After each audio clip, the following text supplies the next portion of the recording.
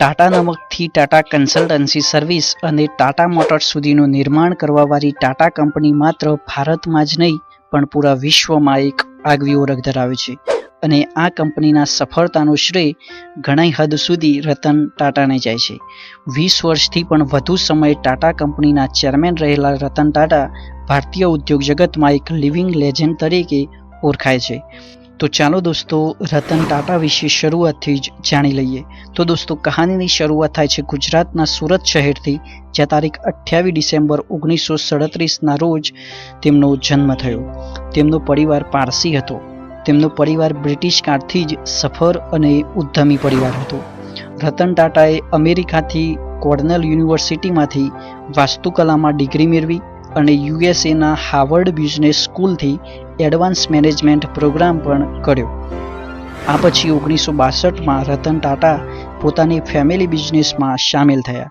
1990 સુધી તેમણે કંપનીના અન્ય પદો ઉપર કામ કર્યું અને 1991માં રતન ટાટાને ટાટા ગ્રુપના ચેરમેન બનાવી દીધા. 1998માં તેમણે પેસેન્જર કાર બનાવવાનું વિચાર્યું. ખૂબ જ મહેનત અને પ્લાનિંગ પછી ટાટા ઇન્ડિકા નામની કાર લોન્ચ કરી. કંપનીએ આ કારમાં ખૂબ જ મહેનત કરી હતી, પણ લોકોને આ કાર ખાસ પસંદ ના આવી અને કારના એક્સપર્ટ્સને પણ આ કારમાં ઘણી ખામીઓ બતાવી. આ કારણથી 1999 સુધી ટાટા મોટર્સને ઘણું નુકસાન થયું. ટાટા મોટર્સનું ફ્યુચર પોતાની અસ્તિત્વની લડાઈ લડી રહ્યું હતું. પોતાના લોસને જોતા રતન ટાટાએ ટાટા મોટર્સને વેચવાની તૈયારી કરી દીધી. રતન ટાટા ટાટા મોટર્સ કંપની વેચવા માટે ફોર્ડ કંપનીના માલિક બિલ ફોર્ડને મળવા માટે યુએસએ ગયા. ફોર્ડ એ સમયે પેસેન્જર કારની માર્કેટમાં રાજ કરી રહી હતી. રતન ટાટા ફોર્ડ કંપનીની મિટિંગમાં 3 કલાક બેઠ્યા.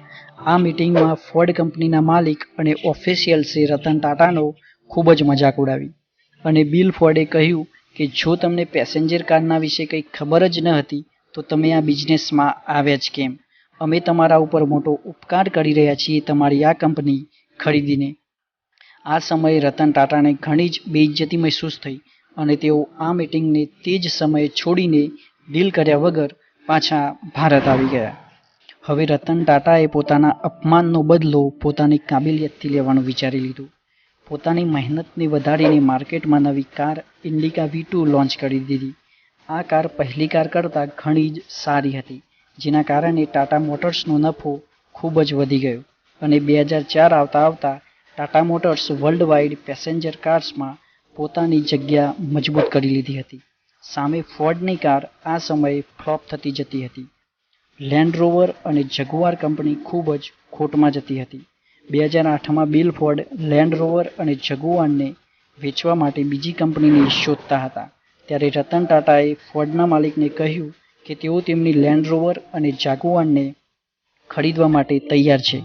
ફોર્ડના માલિકે જવાબમાં કહ્યું કે તમે અમારા ઉપર ખૂબ જ મોટો ઉપકાર કરી રહ્યા છો લેન્ડ રોવર અને જગુઆર ખરીદીને. આ ડીલ કર્યા પછી રતન ટાટાએ લેન્ડ રોવર અને જગુઆરને સફળતાની એ ઊંચાઈ લઈ ગયા કે જ્યાં પહેલાં ફોર્ડ કંપની નહોતી લઈ જઈ શકી. રતન ટાટા અને ટાટા ગ્રુપ દર વર્ષે પોતાના કુલ નફાનો 66% ચેરિટીમાં ડોનેશનના રૂપે દાન આપી દે છે. ટાટા ગ્રુપનો 2015માં વર્ષનો $108 બિલિયન નફો હતો, જેમનો 66% ભાગ હંમેશાની જેમ જ ડોનેટ કરી દીધા. પૂરા હિન્દુસ્તાનમાં કોઈ પણ એવો બિઝનેસમેન નથી જે પોતાની કમાણીના 60%થી પણ વધુ હિસ્સો દાનમાં આપતો હોય. રતન ટાટા જો ડોનેશન આપવાનું બંધ કરી દે તો દુનિયાની કોઈ તાકાત એમને દુનિયાનો સૌથી અમીર આદમી બનતા ના રોકી શકે. દુનિયાની સૌથી સસ્તી કાર ટાટા નેનો અને લેન્ડ રોવર નામની બહેતરીન કારના માલિક રતન ટાટાએ કહ્યું છે કે સત્તા અને પૈસા આ બંને સિદ્ધાંત મારા નથી. આગળ વધવા માટે જીવનમાં ઉતાર ચઢાવ ખૂબ જ જરૂરી છે. અહીંયા સુધી કે ECGમાં પણ સીધી લીટીનો અર્થ મૃત માનવામાં આવે છે. રતન ટાટાને મળેલા અવોર્ડ્સ અને સન્માનોનું લિસ્ટ તમારી સ્ક્રીન પર છે. તો દોસ્તો આ લાઈવ સ્ટોરી હતી સવાયા ગુજરાતીની ઓળખ ધરાવનાર અને ગુજરાતના લેજેન્ડરી બિઝનેસમેન રતન ટાટા વિશે, જેમનો ગુજરાતના વિકાસમાં પણ ઘણો ફાળો રહ્યો છે.